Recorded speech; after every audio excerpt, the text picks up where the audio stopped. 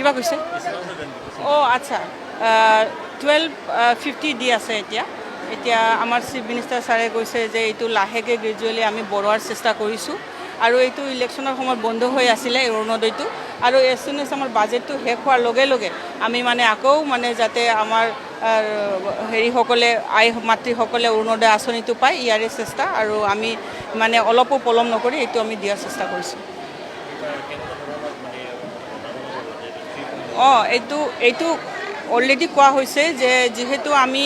মহিলাসকলে মাহে মাহে যিটো 1250 টকাটো পায় তাৰ উপৰিও আমাৰ যিহেতু মহিলা আমাৰ ল'ৰা ছোৱালীৰ কথা থাকে কেতিয়াবা হেল্থৰ কথা থাকে তেতিয়া আমি বহুত সময়ত দেখা যায় যে মাৰ্কেটত গৈ পেলাই যে আমি ধাৰ সুদ ল'ব লগা হয় তাতে এটা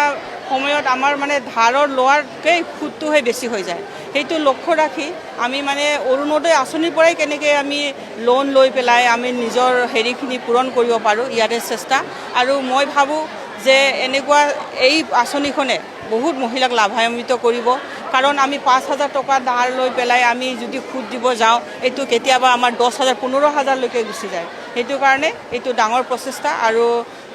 মুখ্যমন্ত্ৰী ডাঙৰীয়াক ধন্যবাদ জনাব লাগিব তেখেতৰ দূৰদৰ্শিতাই আমাৰ মহিলাসকলক সহায় কৰিব হয় কাটিছে হয়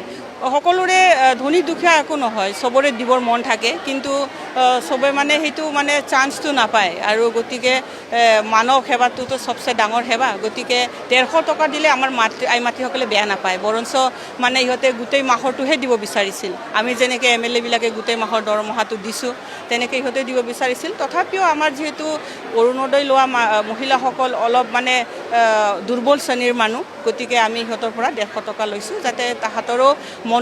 মনৰ যিটো ইচ্ছা আকাংক্ষা পূৰ্ণ হ'ল আৰু আমাৰ সমাজৰ লাভান্বিত হৈছে